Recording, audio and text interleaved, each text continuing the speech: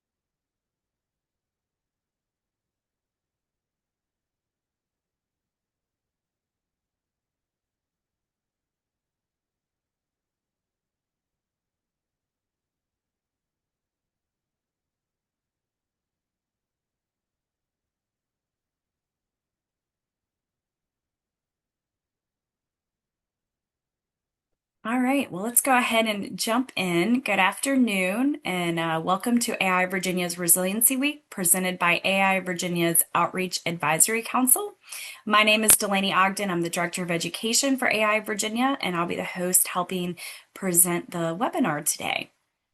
A few housekeeping items before we get started. We will have the chat feature available to you today to use, so please use that to engage with others, introduce yourself, maybe where you're dialing in from, company you're with. We will also have a Q&A portion at the end of the presentation, so we'll give you an opportunity to ask questions if you have any questions about the presentation or for our presenter today. So please make sure to use that. If you have any connection challenges today while you're on Zoom, please remain on Zoom. Zoom does a really great job of reconnecting you automatically, so just give it a moment to figure it out if you have connection issues. And then for optimum bandwidth, it's always best to close background applications and windows. That'll definitely help with that. After the session today, I'll be sending out a survey. So we would love to hear from you. We'd love to hear your feedback on what you thought about the session. So please complete that when you receive that email. And then for LUs, I'll be reporting the LUs within 10 business days to AIA CES. They have been submitted for AIA CES approval. And as I mentioned previously, we'll have a short Q&A session right after the presentation. Now I'd like to turn it over to Chris Warren. He'll tell you a little bit about Resiliency Week. Hey, and welcome to AIA Virginia's 2025 Resiliency Week Speaker Series. Resiliency Week is an initiative designed to delve into the many ways that individuals, communities, and industries are working together to strengthen our collective ability to adapt, recover, and thrive in the face of today's growing environmental challenges.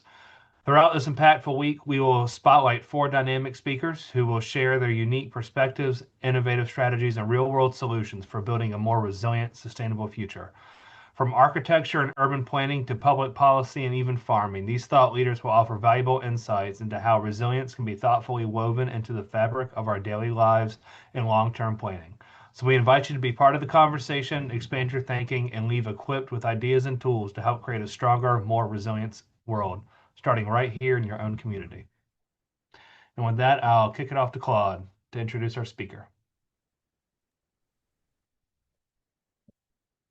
Good afternoon, everybody. I would happy to introduce Denise Nelson. She is an environmental engineer and planner with over 20 years of experience advancing sustainable infrastructure, climate resilience, and equitable community development. She founded DNA Advising, Denise Nelson Advising, and her background is in engineering, design, and public sector collaboration, and she's helped secure over $73 million in grant funding for planning and infrastructure projects. She regularly partners with architects and design professionals to integrate sustainability, resiliency, and funding strategy into impactful built environments. On that note, I'm happy to hand it over to Denise. Thank you, Denise.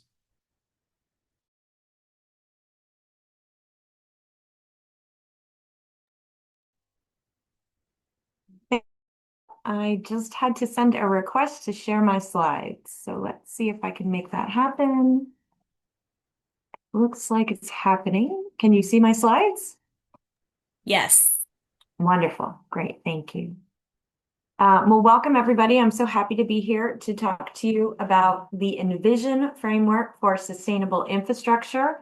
This is a project rating system, very comparable to the LEED system that I know is much more familiar among architects.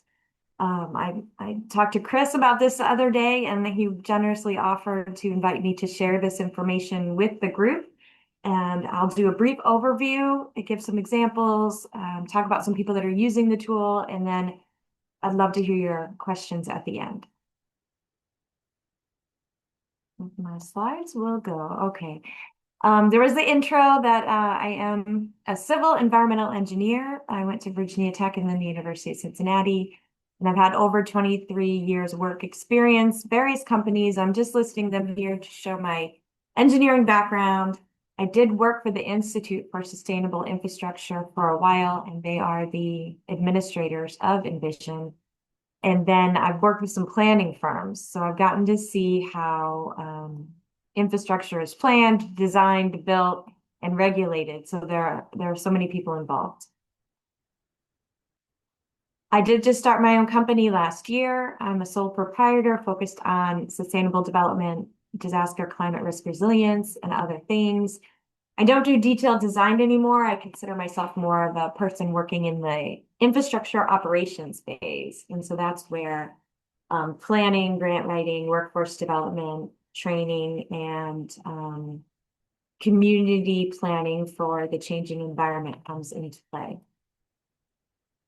I did want to point out that I'm in a bunch of the different environmental engineering and civil engineering societies. I've listed a bunch here, specifically the last one, Resilient Virginia, the Resilient Virginia Collaborative Alliance. That was the topic for yesterday.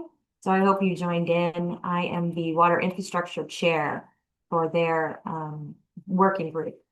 I've also listed some of my other work and presentations, courses, books there, just for quick reference on where I'm coming from and what I've contributed to the industry. But we're here to talk about Envision, the rating system for sustainable infrastructure. Envision came about in the early 2000s, a little bit before my time paying attention to the opportunity. Some other engineers said, we're starting to get reports on the success of LEED in the industry. We're getting reports on energy efficiency, cost savings, the positive impact on the development of buildings, and the development of more sustainable and efficient materials and products. And they said, well, we understand those concepts, but we can't apply LEED to the things we build. And we can't apply LEED to the types of buildings that we design. For instance, I was designing a pump station building, and I could look at several of the credits for guidance from LEED, but I couldn't, do a full LEED assessment of it because it was unoccupied. It wasn't the primary focus of the project. So these organizations all started thinking, the members were volunteering and coming up with a relatable system based on a lot of the similar concepts. They did research around the world, found some other guidance, rating systems to learn from. And it's funny, these three different organizations were all working independently and found out about each other. And they said, well, if we're going to create a system, there should be one system. We should partner and make it good. And in that case, we should define an entity to take charge of it and administer it, because that's not what these organizations do or what their members do. So they founded the Institute for Sustainable Infrastructure with the goal as a nonprofit of administering the system, training people, looking at projects and verification, doing the marketing, all of that kind of stuff. And so ISI put out the first version of Envision in 2011 for review and comment. And I'm showing you a very boring cover here to say the engineers put together a very ugly, long, intelligent document on sustainable practices and infrastructure development, but it was not the most user-friendly document. Along the way, ISI learned that another organization was doing something similar. The Zofnass Program for Sustainable Development at the Harvard Graduate School of Design. And they were creating a program they were calling the Zofnass System, named after Paul Zofnass, who named the program. And the two entities discussed, compared notes, and finally decided to come together and have one rating system out there, one guidance system. And they called it Envision. And it launched in February 2012.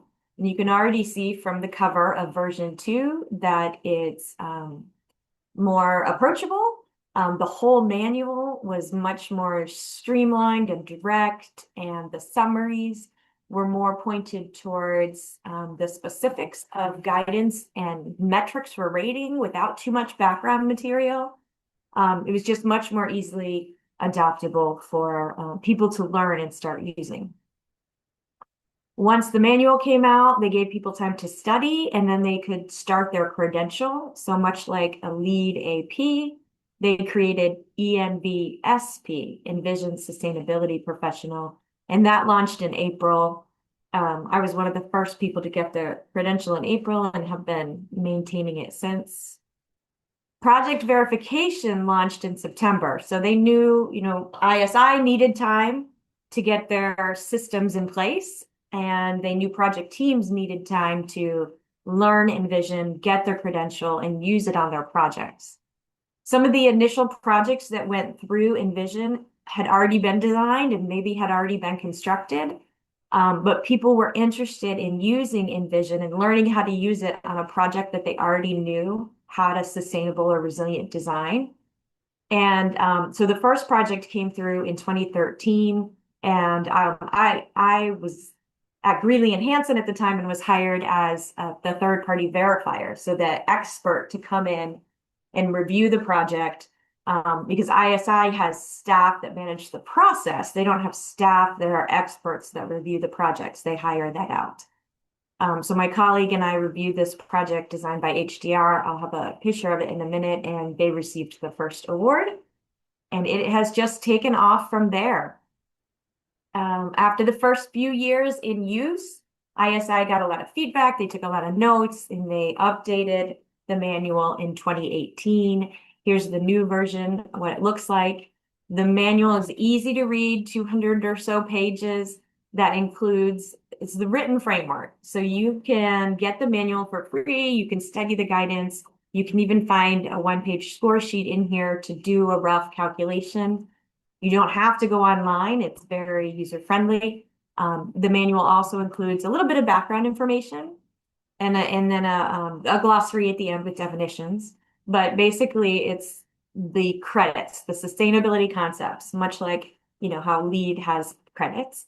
You walk through the credits and you look at the criteria and you think about how to incorporate that into your design. ISI is collecting data and thinking about how to make improvements so that they'll have a better version 4. But that's a long process because infrastructure design can take several years if it's a big project, and infrastructure permitting, we know, can take years. Then infrastructure construction can take even longer. So there's a lot of projects in the process that ISI is still watching and learning from and thinking about how to take that into the starting steps of updating the manual for version 4, which should come out in 2028. So to date, there have been, I have a screen, okay. There have been over 400 projects that have been submitted for review and the award. Not that many have earned the award because there's still some in the process. Some have earned awards from version 2, which was mainly looking at the design phase. Was it designed with sustainability and resilience in mind? Version 3 goes a step further to say, well, was it constructed to meet that design? We'd like to confirm that. And then there's these projects that are in the review process, and that can take some time. They do report the projects, the ones that the project owners will publicly share. You can get press releases and look at the guidance. And now I'm trying to scroll forward. You can get information on those projects and including the dollar value. So ISI likes to report the impact on the industry in terms of dollar amount. And then they also do report the number of people that get that credential for using Envision. And these are worldwide numbers. I have some graphs to show you the impact. ISI did set up an online portal, and they have an office in DC, but they primarily operate online. So they do a lot of outreach and education in the US and in Canada, but anybody can find them around the world. So while they designed Envision for the basic building standards and codes in the US and in Canada, other countries, they can pick up Envision, and if they want to use it, it can help them make better designs. And if they want to go for an award, that's wonderful because it might be elevating their normal conventional design practices. So this slide, I say 375, but we're over that 400 number now, mostly with projects in Virginia and Canada. I'm sorry, in the US and Canada. I did want to talk specifically about Virginia and some of the other states across the country. Here's a quick graph showing you the projects in all 50 states, I believe, and then the dollar amount, the impact there. The projects that have been submitted cross all different types of infrastructure. The things that ISI had to address to make this happen that are a little different than what you might see in LEED or Green Globes is that the infrastructure might cross more than one parcel and might cross more than one jurisdiction. It might be paid for as public infrastructure, paid for with taxpayer dollars. And there are some considerations there for how to make Envision flexible and adaptable for all those different unique considerations. And so when we think about transportation projects or water projects, sometimes even energy, they can be these long linear projects that go on for a while. They might be above ground, below ground. There's a lot of variety that can happen. They might be an individual site that has power generation or a bridge. So they had to make the system adaptable to cover all of those things. And this slide just tells you the projects that have award, the type of sector they come from. Now, there are 4 projects in Virginia that have awards. This first one is an example from Alexandria. It's the Alex Renew Nutrient Management Facility. So it's an advanced wastewater treatment facility that has a building and it has storage under that soccer field. They received a platinum award. And this one's interesting because the project team, CH Toomhill, and a lot of other partners there, they followed their defined best practices, their environmental management system, the goals and requirements from Alexandria Renew Enterprises, and designed and built the project. And then they said, well, let's see if Envision is good enough, because we know we did an amazing job. They evaluated the project in Envision and reached the platinum level, and they felt that that told them Envision was comprehensive, it was set for the right target levels, and it really was a good system for using on future projects. And even though they had created their own metrics and their own procedures, Alex Renew said, well, from now on, we're going to use Envision.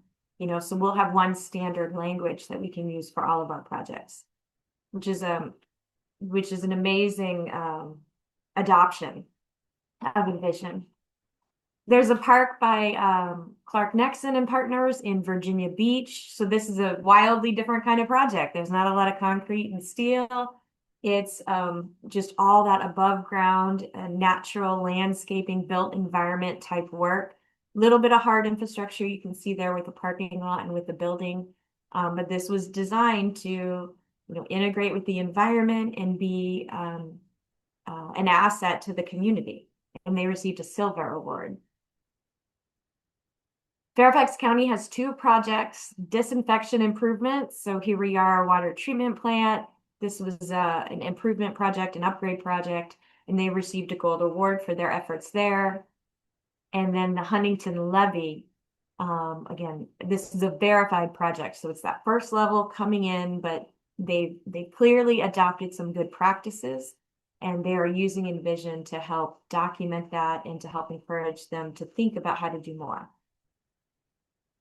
Now I show this because I'm based in Richmond and I've been working with the city of Richmond later. This project did not go for an award, but way back in 2012, when the rating system first came out, I was working with Greeley and Hanson, and my team was doing a project to upgrade 2 schools, the outdoor site areas, to take away some of the pavement, the fencing, create rain gardens on site to manage stormwater, because it's a CSO community and we really like to manage the stormwater on site at the top of the hill. So they put in native plants in these rain gardens. They did some curb cuts. The most wonderful thing is they worked with the students in the schools, who then put on a water celebration with poetry and ribbon cutting and all of these wonderful things. So I evaluated the project in Envision just to give them an idea of where it would land. And it came in around the silver level. I'm saying silver potential because we didn't actually submit it for an award. But I wanted to demonstrate to them that the wonderful things they were doing are recognized as wonderful, and they could consider using Envision as a tool to help them on other types of projects. There are, besides getting projects verified and getting awards for those, there's an opportunity to advertise as a public entity, whether it's a water department, public works, transportation, and say, I'm using Envision. I have Envision credentialed people on staff. I want to publicly announce that I'm what we're calling an Envision supported agency. And so if you go to ISI's website, you can see people around the country and around the globe that have said they're adopting Envision as sort of a standard to use going forward. And you can search the list, you can scroll and find everyone. I wanted to point out a couple Virginia examples. 2011, so the rating system was brand spanking new. It hadn't even been finalized for use yet.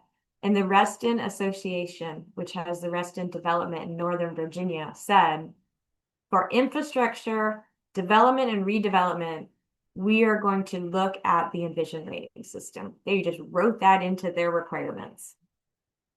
A couple years later, the Hampton Roads Sanitation District, which is the regional sewer collection and treatment facility in the Hampton Roads, serving, I believe, 17 or more communities. At the beginning of their design standards, on page 1, they said, we know what sustainability is, and we want to have a consistent approach. So we're going to use Envision so that everybody's speaking the same language and presenting information and ideas in a way that we can easily compare and contrast. And they have since updated their standards 1 or 2 times, and they've kept this commitment right at the front. And then most recently, the city of Richmond released their sustainable design standards just at the end of last year.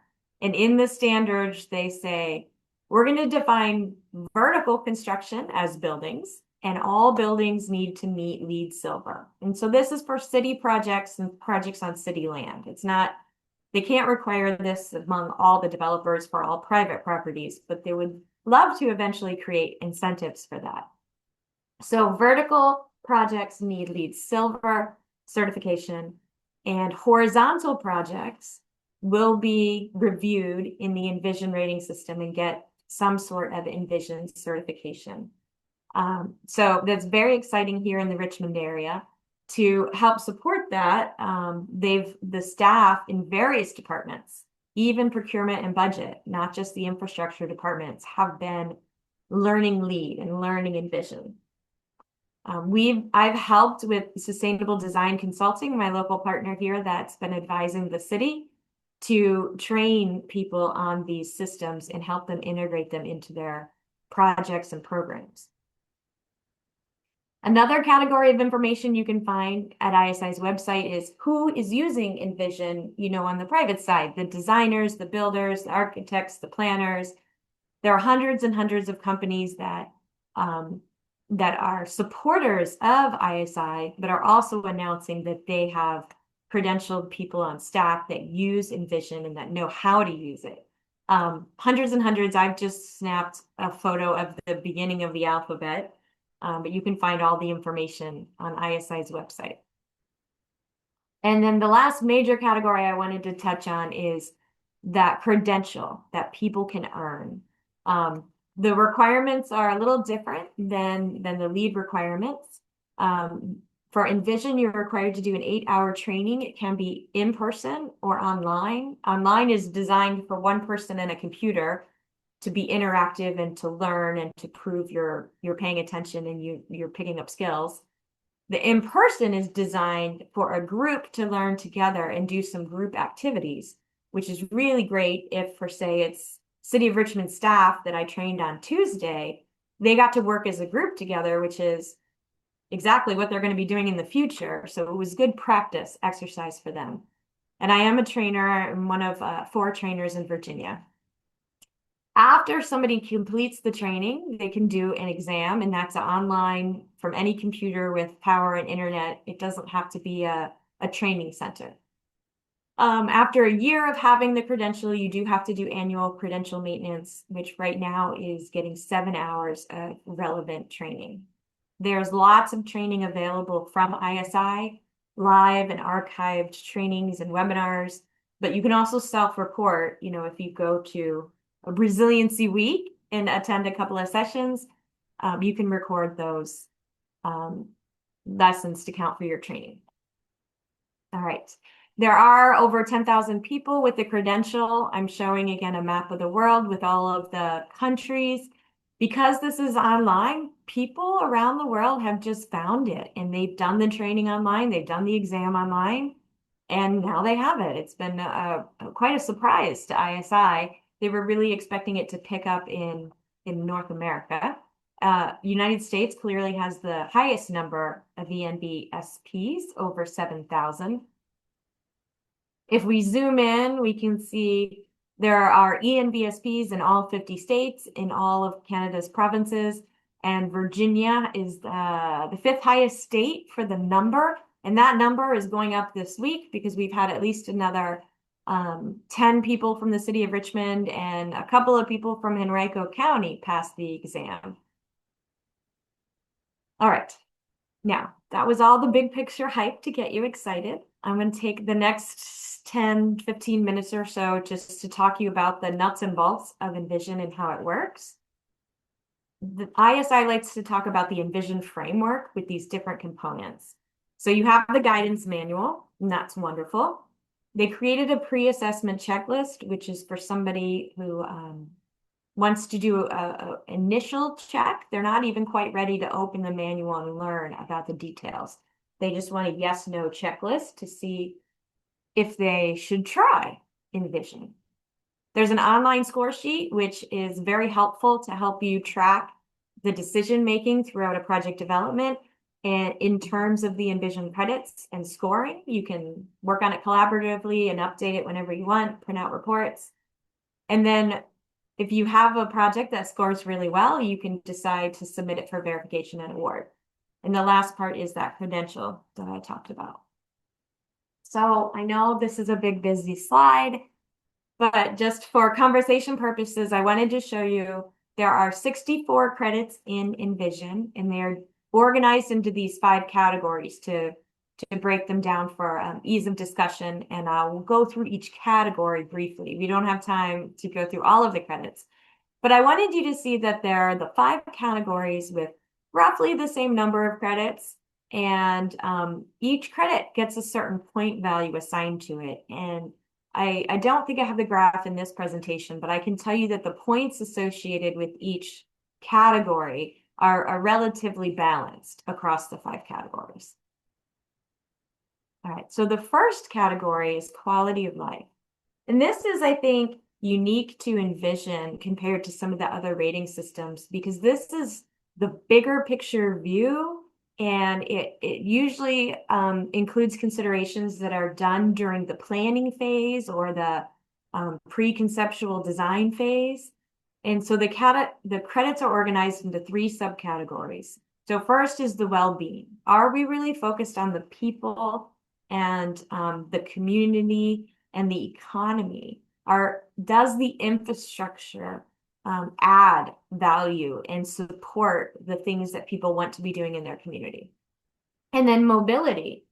Are we easing congestion? Are we encouraging non-motorized transit? Are we connecting different types of mobility options so that people can get around in a sustainable manner? And then finally, community. This is where we look at community character, view sheds, historic value content, and make decisions to protect those things. The next category is leadership. And this is a little bit of that planning phase too, but it's also taking a look at the team members involved in the project over the entire life cycle. So there will be planners, there will be city, county, or whoever the owner is. There will be designers, geologists, builders, operations and maintenance. There will be the users. If it's a road, the people that drive on it, you know.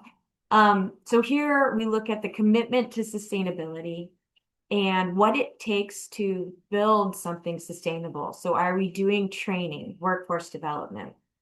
Are we planning across the entire life cycle? For instance, are we creating a robust O&M manual and setting funding aside so that O&M can be carried out over the life cycle?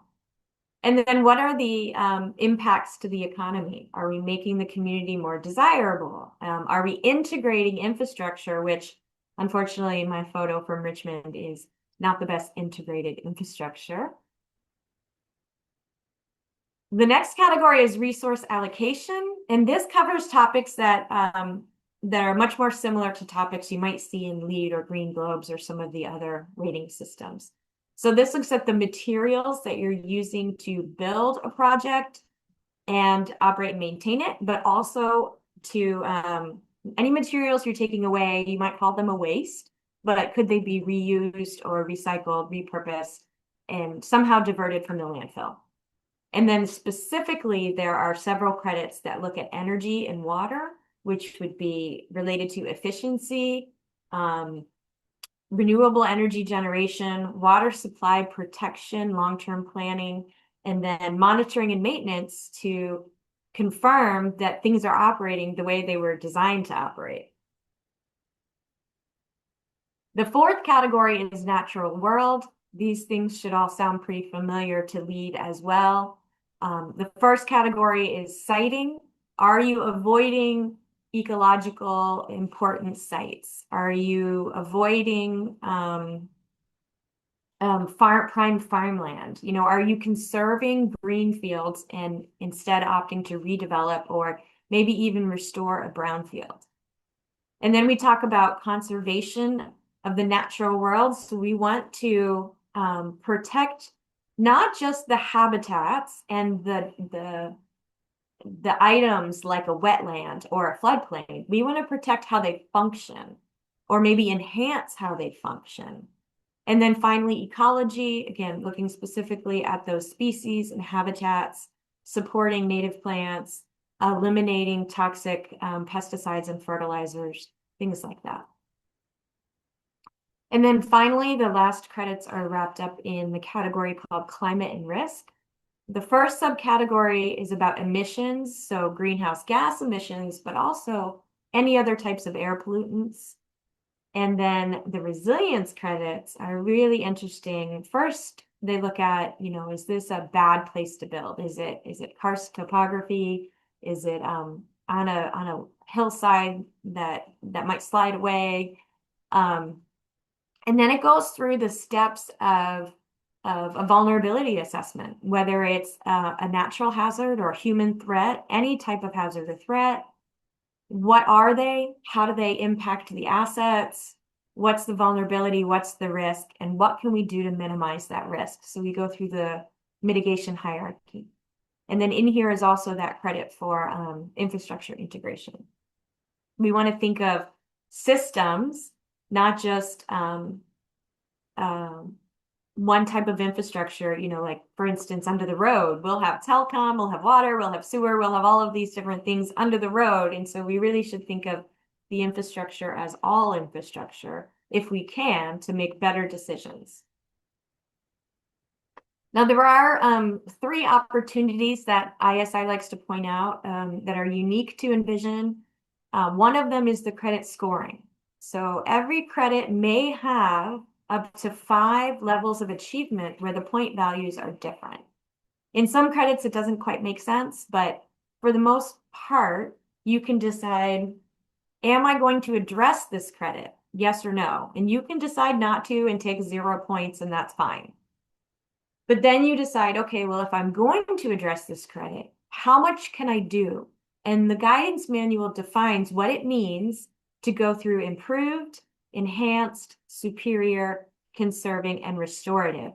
These are the general terms used for every credit. And in the manual, it will tell you what that means for your specific credit. So ISI wants to give you some points for going above conventional design or doing better than the current system that's running. But they really want you to reach and get to a conserving level, which in general means 0 negative impacts. That would be the net zero water, net zero energy. And this is, of course, for the operations phase. Minimizing impacts during construction is important, but that's such a small part of the life cycle. We understand construction is going to have impacts. So there's a goal to get to this conserving phase. You get significantly more points. The graph is showing that the line is not linear. It's actually supposed to curve up a bit to say, we want you to reach for conserving. And if it makes sense, go for restorative. So your project is not only meeting the purpose of the project, but it's also restoring the site or the surrounding site. And we'll give you a lot more points for that. And so the book is just a series of suggestions on what to do more. Another one of the unique opportunities offered is the availability to look at all project phases. So you can use Envision guidance and consider these credits during planning, during design, during construction or rehabilitation, during operations and maintenance. And then, if there's a time in infrastructure, it very rarely gets deconstructed and removed, but it could. So you can have planning and design for deconstruction and have that phase happen. So the guidance is there, and it points out the key is that the decisions you make in planning and design, and sometimes the ones in construction, will lock in the operations and maintenance for a much longer time scale.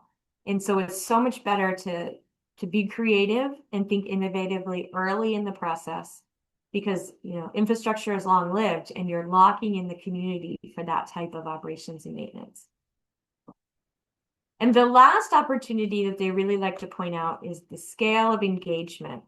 So there is a specific credit on engagement with the public and with stakeholders, but every credit seems somehow to bring in the focus of engagement, because you got to look at the project team and eventually, to the users, the public.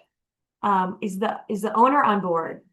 Is the project team on board? All members of the project team going to do their best to design and construct and operate this project in the most sustainable and resilient manner? And are you coordinating with the primary stakeholders, the ones that live nearby, the ones that are most impacted? Are you coordinating with the secondary stakeholders? So Envision has this expanding spectrum where you can look at reaching higher levels of achievement. You can look at reaching across the life cycle phases, and you can look at reaching more people and more people further out from the project to get opportunities to improve and have positive impacts on a wider community. So the process briefly for using Envision on a project: Clearly identify the project boundary, scope, materials, as much as you can, purpose, impacts. And then once you have that definition, walk through each of the Envision credits. So there's 64. You think, is this credit applicable? And in most cases, they are. If there's a pipeline project that doesn't have any constructed exterior lighting, then the lighting credit is not applicable. But most of the credits are going to be applicable to every project. And then for each credit, you walk through the description and those levels of achievement, and you select a score. Some of the credits ask you to compare what you're proposing against a baseline. And so that baseline could be an existing version of the project that you're replacing. It can be one of your project alternatives. It can be conventional design without any of these sustainable or resilient improvements or innovations. And so you walk through evaluation types means there might be a question that's a yes or no, or to what extent. They're trying to translate qualitative concepts into metrics that are quantitative so they can give you a score. There are some credits that say, recycled content materials. Are you using 25%? Are you using 45%? Don't quote me on those exact numbers, but there are some metrics in there. So you walk through those decisions and you select your scoring level and you get points. There are a couple options to add innovation points as well. That's a bigger topic. This process is iterative because decisions you make on one credit might impact another credit. Some of these credits are interrelated, or some of these activities that you do in your infrastructure project are related to multiple credits. So ISI recommends looking at Envision in the planning phase in coming up with a rough score to suggest these are the things I want to focus on. And then in the design phase, revisit those. Is that feasible? Is it possible? And if you say no, are there other things that are suddenly becoming more feasible or more possible so that you can have more of these features and potentially have a higher score? So I always recommend people, when they're designing, submit a 30% design submittal with their Envision rating system score. And maybe at 60%, when they have the drawings for review, they submit Envision again and say, this is what we've changed and why. And then do that again at final review. And then maybe do it again after it's constructed to make sure that it was constructed as designed, or at least you're representing it properly so you know what the final project score would be. And then, of course, you have your score. And I just wanted to show, again, one of those visuals that's hard to see, but you can walk through all of the credits in a score sheet. So you can do it offline, you can do it online. Online is great because you can invite your colleagues and your teammates to join you, and you select boxes to say what points you're getting. This is very much more interactive than I'm showing here, but it's a great tool online to help you with that iterative evaluation over time. Now, if you decide, you, the owner, the project team, decide that you would like to submit your project for an award, you don't have to, but you can. There's a little bit of extra process there. You register the project, which has a small fee, and that tells ISI that you're serious. And then you create documentation for each of the credits to show that you did, in fact, meet the Envision criteria. Now, the idea is to have simple, clear, direct documentation. You don't have to create all new documentation. You can pull something from the plan sheet, from the design report, whatever it takes, and annotate it, circle it, to say, look at page 12. That shows that, the specifications required energy efficient lighting. And you submit all of that. And then ISI hires somebody, a third-party expert, to do the review. And so the whole verification process has a fee associated with it based on the size of the project. But that fee is what ISI uses to pay your third-party verifier. I mentioned that version 2 really looked at projects at the end of design and didn't look at them after construction. So ISI, now that they're looking at construction, they created 2 pathways. One is you can get an award at the end of design and then have it confirmed after construction, which is great for those people that, want to announce an award sooner, want to announce it at the groundbreaking. Or there's this other option where you design it, you get it constructed, and then you have your reviewer come in and confirm everything. And that's a fine option too. Just sometimes if it takes 10 or 20 years to go through that whole process, people don't want to wait until the end. All right, and then we get to the Envision Awards. ISI was smart. They said the industry already knows the LEED terminology. We want to match that. We want to help the industry. We want to help infrastructure owners, governors, mayors, we want to help them with the language. So they're calling the projects that are certified these 4 levels: verified, silver, gold, and platinum. Now in Envision, there's up to 1,000 possible points if you were to get every credit at the highest level, and that's not possible. Some of the credits are mutually exclusive. If you have if you went to buy local, but there's nobody local that sells a recycled content material, there are some that are trade-offs. And so ISI looked at the criteria and looked at what they were recommending for designers and constructors to consider. And they ran the numbers, and they landed at the idea that the points you get in Envision are going above conventional design. So they set their target levels at 20%, 30%, 40%, and 50%.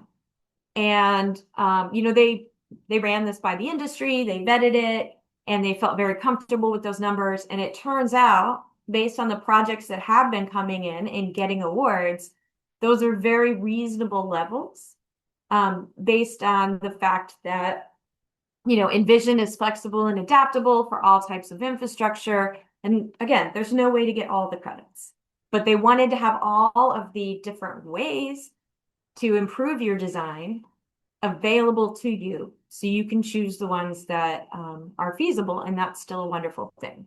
Now in the future, if everybody starts doing this, maybe they'll raise those numbers. I'm not sure. We'll see. And then this is my final slide. I just wanted to remind you again of the ISI website, sustainableinfrastructure.org. Great information on all these tabs. Look, they're even considering how some facilities are good for LEED and maybe also good for Envision.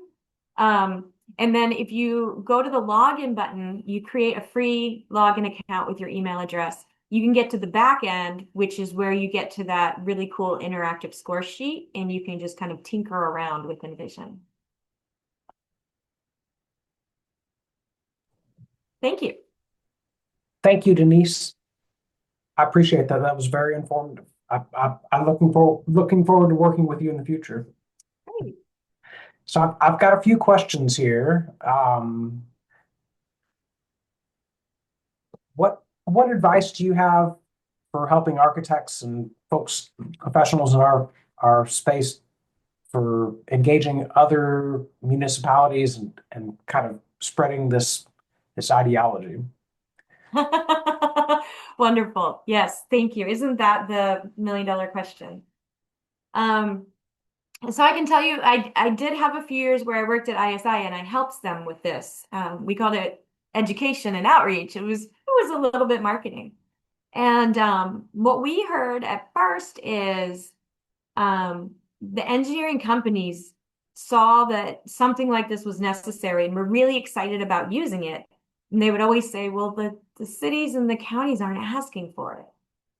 But then opposite of that, we saw some cities and counties that really got on board and started asking for it.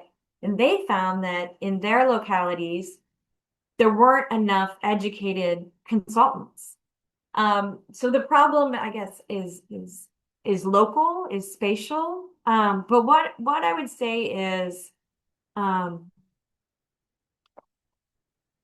there's so many ways to answer this question. I'll tell you what I did first. 2012, when I first got excited about Envision and I went to my clients, I said, you should learn about Envision. This is amazing. And they were like, oh, I'm busy. I wear 4 hats. I've got projects to manage. I don't have time for that. And I said, okay, I understand. It's not difficult, but it's a lot. So what I would do is I would go to project meetings and say, okay, what are the big concerns for you on this project? Oh, okay, stormwater. All right. And then I would look in Envision for some of the credits related to managing stormwater and look at the guidance recommendations. And I would go back and I would say, how about we discuss doing this or doing this or doing this? And they thought, wow, that's great. Denise is so smart. And really, I was just using my resources. Um, that's that's kind of this one-step introduction, but to the far end is to say the resources are there and the guidance manuals are available for free. You can get to the score sheet online for free if you want. You don't have to earn the credential and you don't have to pay for verification, but you can learn these best practices. And what ISI always recommends is that the people who are using Envision share their stories to say, if you have this type of project, here I can give you an example of what it would look like or why you would want to do it. And if your city is competitive with other cities, well, look, those cities are doing it and they're getting awards and their citizens are really excited about it. There's that, I don't know if you call that peer pressure or there's various different ways. I will say that recently, unrelated to Envision, I heard from a professional liability insurance company that said they anticipate in the future, people will have claims that they say my building, my infrastructure, my whatever is flooded, got destroyed by a hurricane or whatever. It was designed in 2024 when people should have known about resilience. They should have known about sustainability and the lack of resources. And those things were not taken into account. And now I'm going to go back and sue them. So engineers and architects need to know that we have to bring up these best practices, the best science, the best technology, at least bring it up and have the person say no, than not, because it could be a professional liability in the future.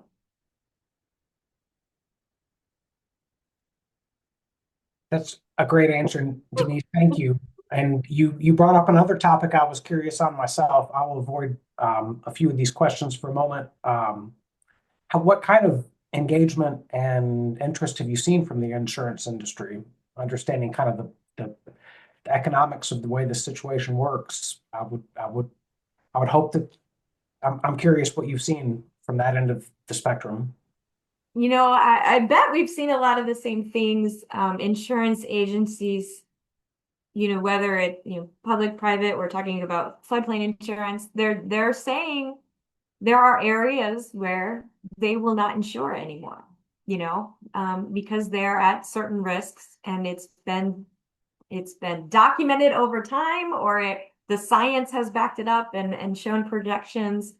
I know at once I heard ISI was talking with BlackRock and with some others about tying sustainable and resilient practices towards risk reduction to enhance the insurance, to confirm that, insurance is a good idea and that it will be available. I don't know that link has been strongly made in the industry yet, but I know that that's an avenue that a lot of at least engineers are taking to say, we're going to design better, we're going to build better, that will reduce risk because we're planning for the long term. So therefore, you should be willing to insure this and insure it at a better rate. That makes sense. Thank you. Hopefully we see more of that engagement. I've got another question here. Have any of this specifically refers to Amazon, but any of the large kind of data manufacturing, some of the horizontal infrastructure giants, have you seen any outreach from any of them or any sort of adoption or any thoughts on getting them to engage on some of these massive projects? Wonderful question. Wonderful. So I will tell you that because like the history of how ISI was developed, that ISI focused on those engineering societies and their members. So they focused on the engineering companies and they focused on the public and private infrastructure owners that worked with those engineering companies. And that has been very successful over the years. It is natural to think, well, what about the other infrastructure owners, these major players, these major decision makers, and even maybe the federal government or state governments, whoever owns and operates this infrastructure. I don't know that I have the best examples to share with you. I would suggest, just due to the lack of time, looking up ISI's website and seeing if any of those major companies have made commitments or have a project that has an award. I specifically have been looking at using Envision on data centers. And I know there's a lead for data centers, and then there's some Energy Star systems for tracking the performance of data centers. But in my view, a data center is a big warehouse, very few people work there. It uses a lot of energy and water, materials, and land. It's more of an infrastructure project. And in that case, I would like to start talking to, the Amazons and whoever else for those projects, and also, maybe for the warehouses and some of the other projects they have going on. Yeah, we're seeing that quite a bit here in rural Southwest Virginia. To be quick here, what is the cost involved in becoming certified? I know you mentioned you can review the materials, but for us professionals, what does it look like for us to get those initials? It varies based on employment. So if you're a public sector employee, you get extra benefits, of course. To earn the credential is $250 for the 8 hours and the exam. And if you mess up on the exam, you get to take it again for free. So there's leniency there. Now, for the private sector, it goes on a scale based on whether your company is a member of ISI or not. I believe the highest price, is $800 per person. And then, of course, when you get the credential, you get a nice certificate. One of mine, this one. And then you can put yourself in the directory online so people can find you. You can sign up for the newsletter. You can volunteer on ISI committees and give presentations. You can get your hands on ISI materials if you want to give presentations outward. So that's great. I think there's also a discount for students. So I recommend students do that before they graduate. They can have something on their resume. And then there's a $50 to $100 fee every year to renew your credential. To get a project verified, those fees are based on the cost of the project. That's how they kind of estimate the complexity.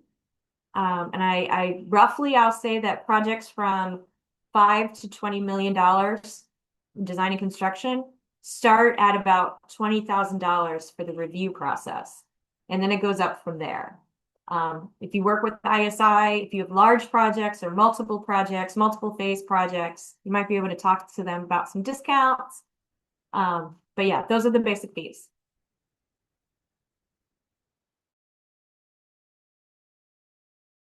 One would be, what does the submission process look like as from our end here? How exactly does that interface work? Oh, it's great because you're using the same score sheet. So if you go in and you say, I'm going to design this road, and just without even telling my boss or my client, I'm going to pop it into ISI's score sheet and see what it looks like. And then it turns out it looks good. And you convince everybody that they should go for an award and pay for it. It's the same score sheet. You just hit the button to register. And then for every credit, you upload some PDFs with the documentation. And ISI has been very helpful to make score sheet cover sheets, a cover sheet for each credit that mimics the guidance manual. So you have to check the box and you have to answer the questions as if it was coming from the guidance manual. So you won't skip anything. And then you list the documents that you're attaching and you upload them. And you upload them for however many you're addressing, 40 or 50 credits. And then the review, you hit a button and it goes to the reviewer. The reviewer reviews them in the portal and determines their score, which may be the same as yours or it might be a little different. They send it back to you in the same score sheet. You see your score and their score, and you have an opportunity to ask questions and to resubmit. Great. Thank you very much. Denise, I look forward to speaking with you in the future. And thank you today for spending time to share what you've learned. And I can't say thank you again. I'm going to hand this off to Delaney. I think she's going to close us out here. Well, thank you for having me, and I hope I can connect. If you ever have any questions, feel free to reach out. Thank you. Great. Thank you so much, Denise, and thanks, Claude. We really appreciate you being here, Denise, and being a speaker today for Resiliency Week. And thank you all for attending. We appreciate it as well. And tomorrow we'll wrap us up for the week, our last Resiliency Week webinar with Farmer John Wilson. He is going to be here to talk to us about compost and diverting food waste and creating healthy food. So hope to see you all online tomorrow and have a great rest of your day, everyone. Thank you. Bye-bye.